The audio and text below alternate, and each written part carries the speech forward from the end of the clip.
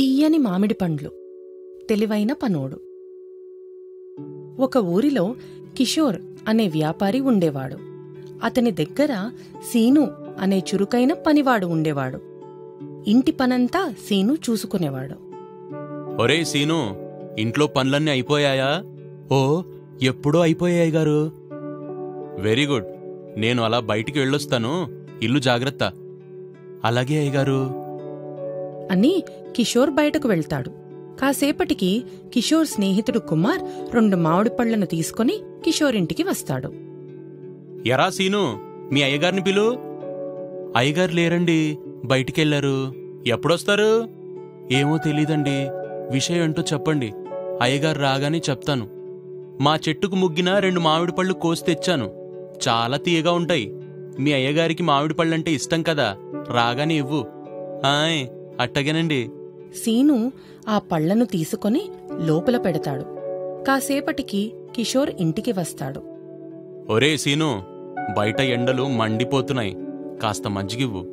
ఇదిగో చిటికెలో తెస్తానుండండి అని మజ్జిగ తెచ్చిస్తాడు. ఎరా, నేను లేనప్పుడు ఎవరైనా వచ్చారా? ఆ కుమార్ గారు వాళ్ళ చెట్టువి 2 మామిడి పళ్ళు తెచ్చిచ్చారండి. అలాగా? వాళ్ళ చెట్టు పళ్ళు చాలా తీయగా ఉంటాయి. నువ్వు ఎప్పుడూ తినలేదు కదా, వెళ్ళి అర్జెంటుగా కోసుకునిరా.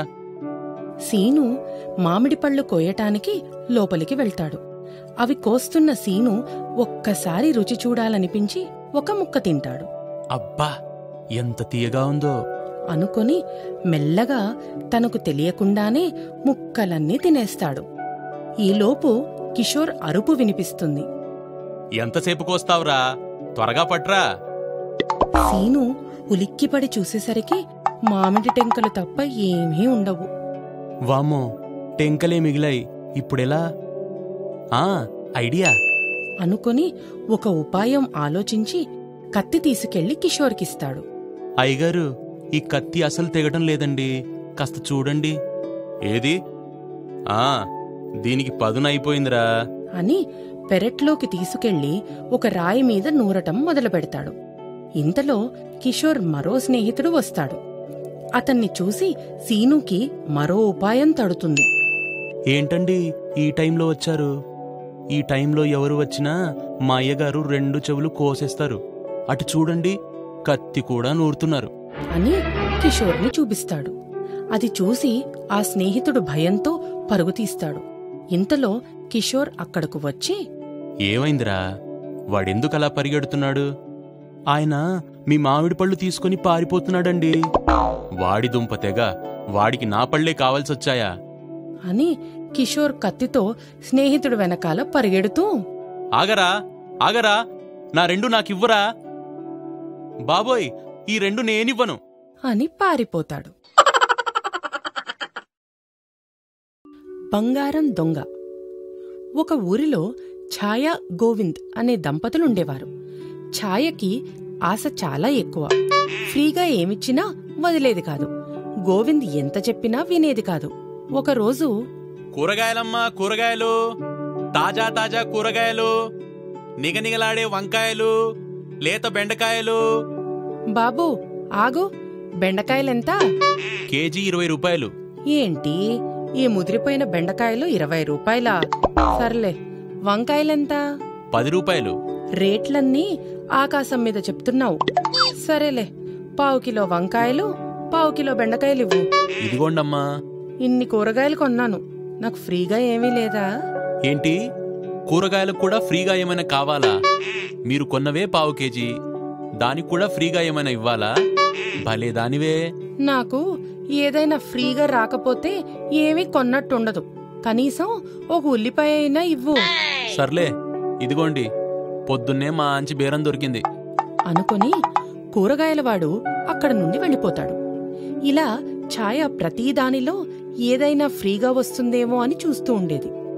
ఇది గమనించిన ఒక యువకుడు తనని ఎలాగైనా మోసం చేయాలనుకుని ఒకరోజు ఛాయ ఇంటి వద్ద గట్టిగా, బంగారానికి మెరుగు పెడతాం, ఫ్రీగా మెరుగు పెడతాం అంటాడు.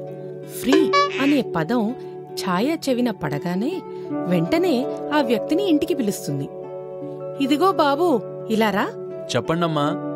ఫ్రీగా మెరుగు పెడతావా? మెరుగు పెట్టాక ₹1 కూడా ఇవ్వను మరి. సరేనమ్మా, మీ పాత బంగారానికి మెరుగు పెట్టి కొత్తదానిలా మెరిపిస్తాను. సరే, ముందు ఈ గాజును మెరుగుపెట్టి చూపించు. ఆ వ్యక్తి గాజుకి మెరుగుపెట్టి ఒక గుడ్డలో కట్టి ఛాయకు ఇచ్చి, ఈ మూటను కాసేపాగి తెరవండి అని వెళ్ళిపోతాడు. కాసేపటి తరువాత ఛాయ మూట తెరిస్తే గాజు కొత్తదానిలా మెరుస్తూ ఉంది. పా, నా గాజు కొత్తదైపోయింది. రేపు నా నగలన్నీ మెరుగుపెట్టించుకుని కొత్తగా మార్చుకుంటాను, అది కూడా ఫ్రీగా అనుకొని మరుసటి రోజు మెరుగుపెట్టేవాడి కోసం ఛాయ ఎదురు చూస్తుండగా అతడు వస్తాడు. రా బాబూ, నీకోసమే ఎదురు చూస్తున్నాను, నా బంగారమంతా మెరుగుపెట్టివ్వు. సరే అమ్మా, ఇలా ఇవ్వండి అనగానే ఛాయ లోపలికి వెళ్లి తన బంగారమంతా తెచ్చి అతనికి ఇస్తుంది. ఇంత బంగారానికైతే కాస్త టైం పడుతుందమ్మా, పర్వాలేదా? మరేం పర్వాలేదు, నీకు నచ్చినంత టైం తీసుకో, కానీ నా నగలన్నీ ఫ్రీగా మెరిసిపోవాలి. అప్పుడు ఆ వ్యక్తి ఛాయ ముందే బంగారమంతా మెరుగుపెట్టి ఒక మూట కట్టి పెడతాడు. అమ్మా, దాహంగా ఉంది, కాస్త మంచినీళ్ళిస్తారా?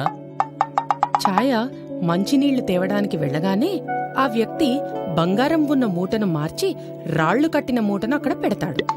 అమ్మా, ఇవిగోండి మీ నగలు, 1 గంట వరకు వీటిని కదల్చకండి అని వెళ్ళిపోతాడు. కాసేపటికి ఛాయ భర్త ఇంటికి వస్తాడు.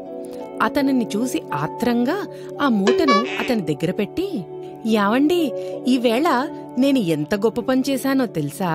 ఏం చేశావో చెప్పు, ఆ పని గొప్పదో కాదో నేను చెప్తాను. మహా అయితే ఏ ఉల్లిపాయో మిరపకాయో ఫ్రీగా తెచ్చుంటావు. మీరెప్పుడూ ఇంతే, అస్తమానం నన్నేదో ఒకటి అంటూ ఉంటారు. సర్లే, ఇంతకేం చేశావు? ఈ మూటలో ఏముంది? మీకు ₹1 ఖర్చు లేకుండా నా నగలన్నీ కొత్తగా మెరుగుపెట్టించాను, అది కూడా ఫ్రీగా.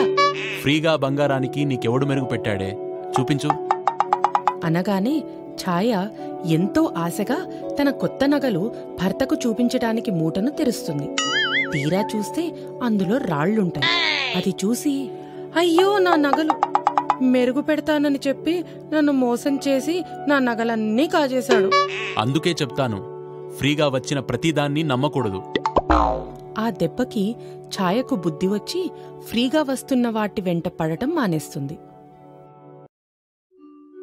బిర్యానీ తిన్న దొంగ. ఒక ఊరిలో శేఖర్ అనే వ్యక్తి ఉంటాడు. అతనికి చాలా వ్యాపారాలుంటాయి. శేఖర్ కష్టపడి పైకి వచ్చినవాడు.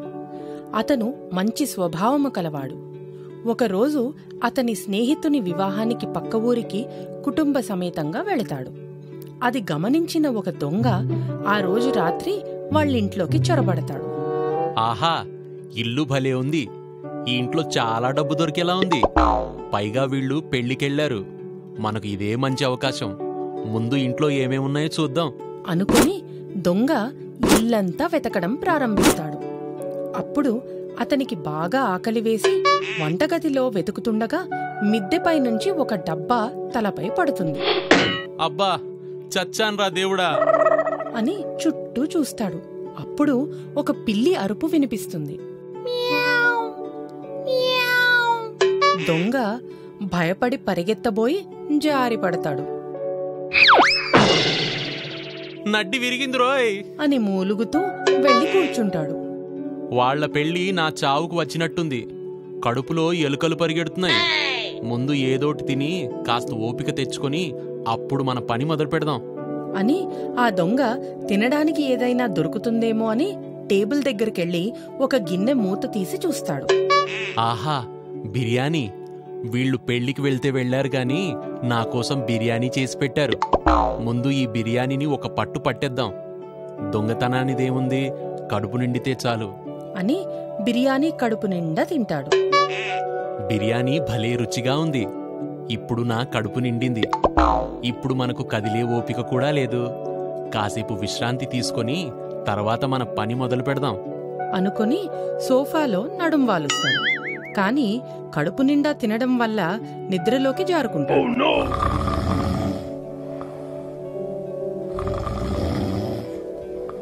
ఇంతలో తెల్లవారుతుండగా శేఖర్ ఇంటికి వచ్చేస్తాడు. సోఫాలో పడుకుని ఉన్న దొంగను చూసి శేఖర్ లేపుతాడు. ఎవర్రా నువ్వు? మా ఇంట్లో దర్జాగా పడుకున్నావు. దొంగ ఉలిక్కిపడి లేచి చుట్టూ చూసి, అప్పుడే తెల్లవారిపోయిందా? ఎవరు మీరు? భలే ఉంది వరస.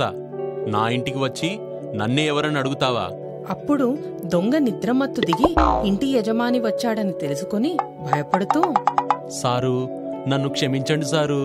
నా బుద్ధి గడ్డి తిని మీ ఇంటికి దొంగతనానికి వచ్చాను. నన్నేమీ చేయకండి.